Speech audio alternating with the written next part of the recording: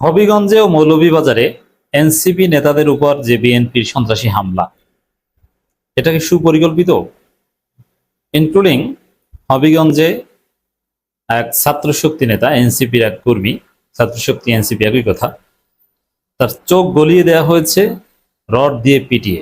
ছাত্রদল rod দিয়ে পিটিয়ে চোখ গলিয়ে দিয়েছে। এগুলো কি ম্যাচ ফিক্সিং, পরিকল্পিত নাটক? এমনটাই দাবি করেছেন বাংলাদেশ ইসলামী ছাত্র শিবিরের সাবেক কেন্দ্রীয় সভাপতি জাহিদুল ইসলাম। জাহিদুল ইসলাম এর বক্তব্যে তোলপাড়। মধ্যরাতে এই বক্তব্য, এনসিপির উপর বিএনপির হামলা, নানান কিছুকে ছাপিয়ে আলোচনার বিষয় হয়েছে জামাত এনসিপি সম্পর্ক। জামাতের কেউ কেউ জাহিদুল ইসলামের বক্তব্য ডিফেন্ড করছে, বলছে যে রহস্য আছে, নইলে জাহিদুল ইসলাম বললেন কেন। যদিও জাহিদুল ইসলামের আগেও আরো কয়েকজনে এ ধরনের কথা বলেছে, যেটা আমি আমার আলোচনাগুলোতে একটা পার্সপেক্টিভ হিসাবে কয়েকবার টেনে এনেছিলাম, যে এরকম একটা স্কুল আছে, এরকম একটা বিলিভ আছে যেটা পরিকল্পিত, ম্যাচ ফিক্সিং। কিন্তু আমি এটাও বলেছিলাম যে ম্যাচ ফিক্সিং হোক আর পরিকল্পিত হোক, সেটা পরে বিষয়। আমরা দেখছি জুলাই যোদ্ধার চোখ গলিয়ে দেওয়া হয়েছে, অতএব আমাদের এখানে প্রতিবাদ করতে হবে।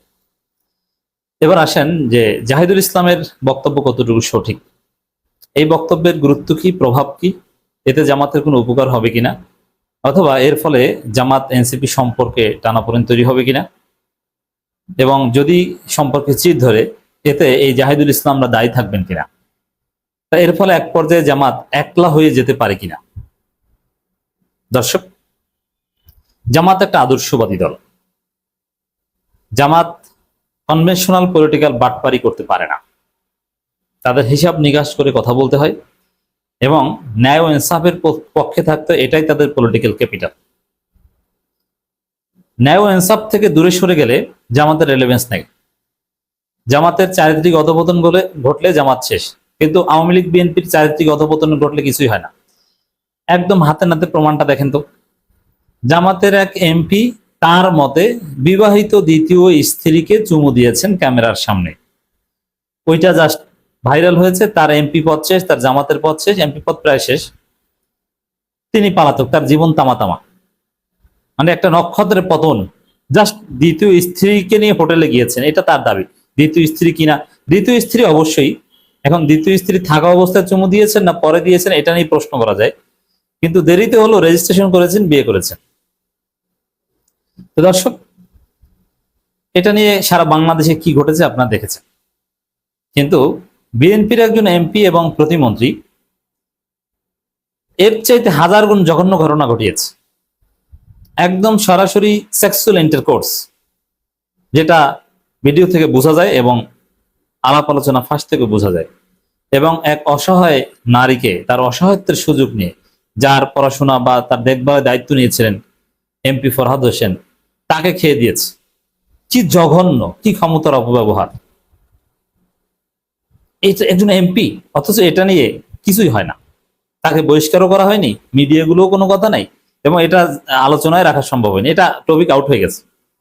আমরা বলেছিলাম কয়েক ঘন্টা এটা আলোচনা ছিল, তারপরে ঘটনা ধামাচাপা, কিচ্ছু করবে না। তাহলে এখান থেকে বুঝলেন যে জামাতের নৈতিক অবক্ষয় হলে এতে জামাতের ধস নামে। কিন্তু বিএনপি আওয়ামী লীগে এইসব নৈতিক অবক্ষয় এতে কিছু আসে যায় না, কারণ তাদের রাজনীতির জায়গাটা আরেক জায়গা। এমনকি যে এনসিপির সরোয়ার তুষারের যে ঘটনা, এতে সরোয়ার তুষারের পলিটিক্যাল ক্যারিয়ারে কোনো ক্ষতি হয়েছে? এমনকি সরোয়ার তুষার সেই লাগাতে যে নীলা ইসরাফিলকে লাগাতে চাওয়া সরোয়ার তুষার জামাত জোটের নমিনেশন নিয়ে এমপি ইলেকশন পর্যন্ত করেছে, জামাত জোটের নমিনেশন নিয়ে। আপনি চিন্তা করতে পারেন? তার মানে জামাত বিএনপি এনসিপিতে নৈতিক অধপতন, চারিত্রিক অধপতন, এতে কিছু আসে যায় না। কিন্তু এটাই হচ্ছে জামাতের ক্যাপিটাল। এগুলোতে ধ্বংস হলে জামাতের আলাদা বাটপাড়ির কোনো জায়গা নেই। এই জন্য জামাতকে ইনসাফের পক্ষে থাকতে হবে। এখন জাহিদুল ইসলামের বক্তব্যটা আপনি জাস্ট এই পার্সপেক্টিভ, আমি এতক্ষণ যেটা বললাম, আপনি দেখছেন যে জমিনে রক্ত ঝরছে, একজনের চোখ চিরতরে অন্ধ করে দিয়েছে। আপনি তার পক্ষে না, তার প্রতিবাদ না জানিয়ে, তার পক্ষে না দাঁড়িয়ে, আক্রান্তদের ভিকটিমদের পক্ষে না দাঁড়িয়ে এটাকে সুপরিকল্পিত বলছেন। এটা তো আপনার দলের যে মৌলিক ক্যাপিটাল, ইনসাফ পরিপন্থী। আপনি মজলুমের পক্ষে দাঁড়ালেন না, বরং মজলুমের মার খাওয়ার বৈধতা উৎপাদন করলেন। জাহিদুল ইসলাম ভয়াবহ অপরাধ করেছেন এবং জামাতের নীতি আদর্শ বিরোধী কাজ করেছেন। আমি যদি চ্যালেঞ্জ করি, জাহিদুল ইসলাম সাহেব, আপনার দলিল কি? এটা সুপরিকল্পিত? আপনার যুক্তি কি? আপনি 2 লাইনে যুক্তি দিতে পারবেন না। আপনি আন্দাজের উপর বলতে পারবেন সুপরিকল্পিত, ঠিক আছে, আন্দাজের উপর বলা, ধারণা করা, এটাও পার্ট অফ পলিটিক্স, কিন্তু এর উপর ভিত্তি করে আপনি কনক্লুশনে আসতে পারবেন না। আপনি সর্বোচ্চ ধারণা করতে পারবেন। তো সেই জায়গায় একদম ক্লিয়ার কনক্লুশনে যাওয়ার মতো বক্তব্য শিবিরের একজন সাবেক কেন্দ্রীয় সভাপতির কাছ থেকে দুঃখজনক। তার বক্তব্য প্রত্যাহার করা উচিত। তার চাইতে বড় বিষয়, জামাত ইসলামী তো এটা মনে করে না। জামাত জোট ওই ঘটনার প্রতিবাদ জানিয়েছে, হামিদুর রহমান আজাদ বিবৃতি দিয়েছে, নিন্দা জানিয়েছেন। সাদিক কায়েম ডাকসু বিবি তিনি এই হামলাগুলোর নিন্দা জানিয়েছেন এবং হামলাগুলো আওয়ামী লীগ বিএনপি একসাথে সেলিব্রেট করছে।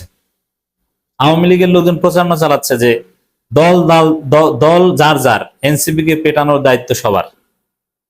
আপনি এখানে সুপরিকল্পিত নাটক কেন দেখছেন? বরং এইখানে জামাতের আত্মসমালোচনা করা দরকার। জামাত মায়ের খেলে প্রতিরোধ গড়ে তুলতে পারে না। এনসিপির ছেলেরা প্রতিরোধ গড়ে তুলে এক্সাম্পল সেট করেছে, যেটা জামাতের জন্য শিক্ষণীয়। জামাত এনসিপির চাইতে 1000 গুণ বেশি মার খায়, আপনি জানেন, কিন্তু কিচ্ছু করতে পারে না, ঘরে ফিরে যায়।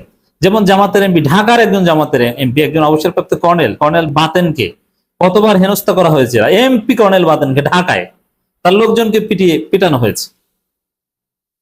জামাতকে দেখছেন কিছু করতে?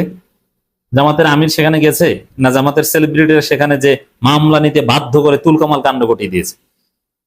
বরং এইটা সন্দেহজনক যে আপনি কেন মারকে কিছু বলেন না, আপনার সাথে সরকারের সমঝোতা আছে কিনা।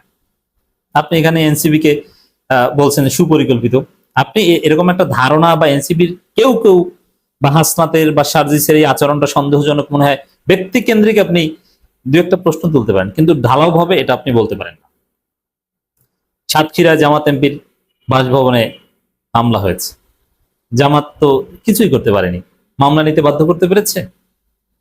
এনসিপি প্রতিরোধ গড়ে তুলতে পারছে।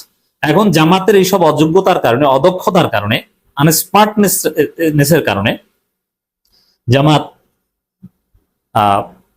প্রতিরোধ গড়ে তুলতে পারছে না। এটা জামাতের ফেইলুর, এই কথা আমরা স্পষ্ট বলছি এবং বলবো। এই জায়গায় জামাতকে কাজ করতে হবে, এখানে এনসিপি থেকে শিখতে হবে। আমরা জামাতের পক্ষে বলবো, কিন্তু জামাতের দুর্বলতাটাকেও যদি আমরা শক্তি হিসাবে চালিয়ে দিই, তাহলে তো জামাত মারা খাবে। তাহলে তো জামাতের পক্ষে আমার বলা হলো না। জামাতকে দুর্বলতা কাটাতে হবে। আপনি আপনার দুর্বলতা সমাধান করতে পারছেন না, আপনি আরেকজন সম্পর্কে কুধারণা পোষণ করছেন কোন যুক্তি প্রমাণ দলিল ছাড়া। এটা সুপরিকল্পিত, আপনি দলিল দেন, পারবেন না। অতএব জাহিদুল ইসলামের এই বক্তব্য সম্পূর্ণ ভিত্তিহীন এবং জামাতকে দৃশ্যপটের বাইরে রাখতে যত সম্ভব এনসিপির প্রতি জনসমর্থন, সিম্পিতি তৈরি করতে এ ধরনের ঘটনা। তা আপনি পাল্টা অন্যভাবে দৃশ্যপটে থাকেন, আপনি দৃশ্যপটের বাইরে চলে গেলে এটাও তো আপনার ব্যর্থতা এবং ওদের সফলতা। ওরা যদি দৃশ্যপটে আসতে পারে, এটা যদি বিএনপি এনসিপি পরিকল্পিত হয়েও থাকে, তারপরে এটা তাদের সফলতা, আপনার ব্যর্থতা। আপনি এটা লজ্জা থাকলে বলতেন না। আপনি তো পারেন না রাজনীতি করতে। বরং আপনারা ওই এনসিপির অনেকে তো বলছে যে আপনার এমপি আলোচনায় আসে জুলাই মাসে 2 টাকার হোটেলে যে। তো দর্শক, এই ধরনের কথাগুলো অনাকাঙ্ক্ষিত। জাহিদুল ইসলামের এই বক্তব্য সম্পূর্ণ ভুল, এর কোনো ভিত্তি নেই, এ ধরনের কথা বলা উচিত না। এবং এই ধরনের কথা, জামাত যদি ভবিষ্যতে রাজনৈতিকভাবে একলা হয়ে যায়, মিত্রহীন বন্ধুহীন হয়ে যায়, জাহিদুল ইসলামদের এই অযাচিত কথাবার্তাগুলো এর জন্য দায়ী থাকবে।